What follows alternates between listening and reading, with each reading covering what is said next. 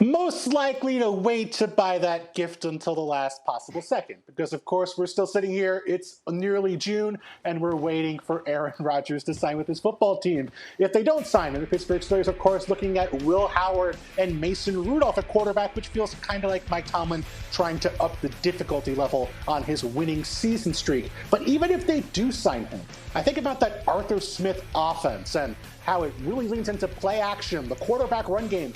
Those are not things Aaron Rodgers is going to be doing in his 40s here, even if he does sign with the Steelers. So, as you know, if you wait till the last second to get that gift, you don't get the best gift, but at least you get something. And the Steelers probably need something right now. That is true. You do at least get something. Of course, we're talking about Aaron Rodgers. So, Mina, your thoughts on that superlative? I think Bill nailed it when he said when you wait a while to get a gift, it ends up being something your kid might not really want, but it's the only thing there at Target. No, I'm not speaking from experience because Aaron Rodgers was not a top quarterback by any metric last year. He was 32nd in air yards per attempt, 26th in QBR. The list goes on. We're obviously seeing decline in play. But I would also argue there's a double-sided aspect to this for Pittsburgh. Yes, he's not as good as he was, but he also might be too good, which is to say he might guide them to a mediocre finish that could make it harder for them to get their quarterback of the future next year. So if I'm a Steelers fan, I have mixed feelings about waiting for Aaron Rodgers for a number of reasons. I have mixed feelings about this superlative just altogether without discussing it. But Jeremy, what are some important dates that are coming up that could lead to a decision from Aaron Rodgers? Well, the Steelers don't know, if they're even getting a gift or when they're getting a gift at all. But at least the two benchmark dates we have, OTAs, May 27th. They would love to have him there for OTAs. There is no guarantee that he will be there. And then a few weeks later, early to mid-June, you have minicamp. So they are hopeful at some point in that time frame, Aaron Rodgers will have a practice jersey on, throwing the football. So when I check with people with the team, they say really a similar mindset that they still are optimistic. They remain optimistic.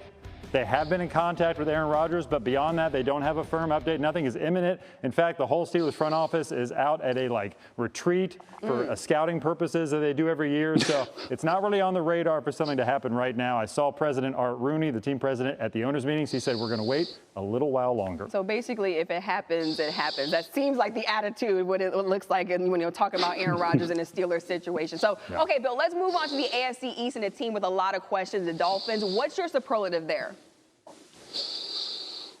They are least likely to find a good solution to their most pressing problem, and that is Jalen Ramsey, the legendary cornerback who requested a trade. It feels like both sides want to do something. The problem is this request came in the middle of April, at which point a lot of teams, frankly, had spent most of their money for the offseason. Ramsey's due $23.5 million guaranteed this year. It's going to be tough for teams to even find that money in their budget. On top of that, a player on the wrong side of 30, meniscus tears in his past in both knees. Jalen Ramsey's still a good football player, but maybe not that lockdown guy from a few years ago. And it's going to be tough for the Dolphins to get him off their roster, perhaps without eating some of the money owed to him. Yeah, a lot of money tied up in Jalen Ramsey. But Mina, what do you see as the most pressing problem for the Dolphins? Well, I'd say the problem is that not only are they having trouble, potentially, Bill talked about this, trading Ramsey. If he leaves, the secondary is a huge issue for the pass defense. You're looking at a cornerback room absent Ramsey of Storm Duck, Kader Kohu, Cam Smith. They drafted a player in the 5th round, Javon Hollins, their star safety, is gone now. He's in New York. So, I like this pass rush, and I think Chop Robinson had a great rookie season. But behind it, I'm worried about this Miami secondary and what they'll look like with or without Ramsey. Jeremy, what's the trade market looking like right now for Jalen Ramsey? Yeah, there is a market. I'm told from a source that the Dolphins are engaged with multiple teams on a potential trade. Nothing is imminent right now, but the people I talked to would be very surprised if Ramsey is in a Dolphins uniform. The problem is that $24 million of guaranteed money. Nobody wants to take it on. The Dolphins don't want to pay it, so they're going to have to find a sweet spot there. LA Rams have poked around on it. They really don't want to spend big here, but they certainly are open to a reunion with Ramsey. They won a Super Bowl together.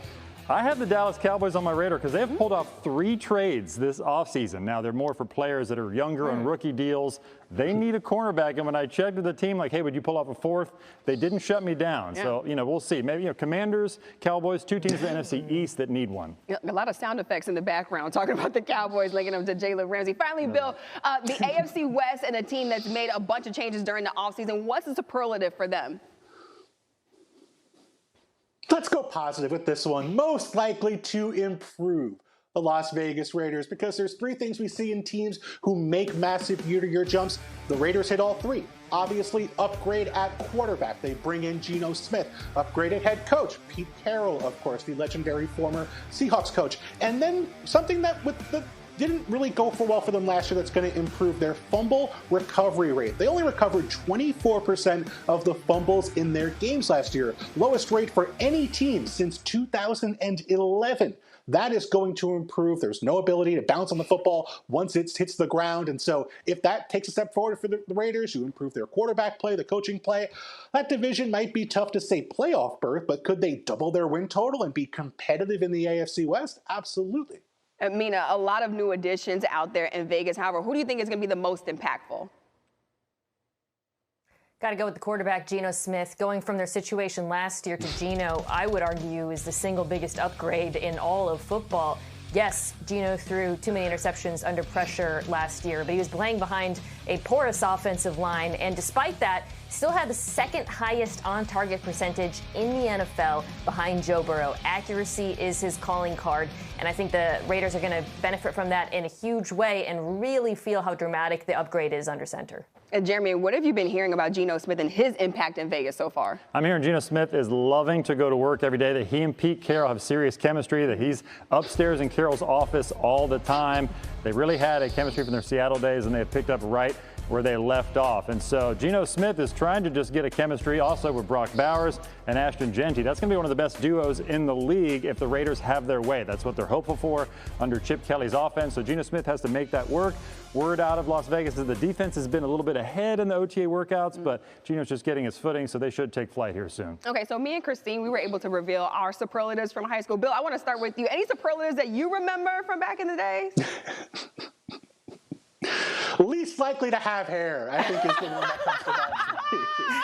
That's a good one. That's a good one. Mina, what about you? Worked out. It was definitely not most likely to be the life of the party. I was a valedictorian. Does that count? Oh, yeah, that's okay. Mina trumps us all. I know, right? Yeah, Mina, you were a valedictorian. I mean, that trumps any type of superlative. Jeremy, what about you? I was the biggest flirt. Oh, I was the biggest flirt. I like it. I had some game in the hallway. Jeremy, I don't brag about it, but I don't brag about it. 1999. National TV. No West big Orange deal. High School. Yeah. So. Thanks, guys, for the insight. That was great. It's Randy Scott and Gary Streisky back with you on SportsCenter. The college football playoff will now be a straight seeding model, meaning the top 4 teams get the top 4 seeds and the first round bye. The 5 other conference champs still get a guaranteed spot in the 12-team field. Now, last season, the 4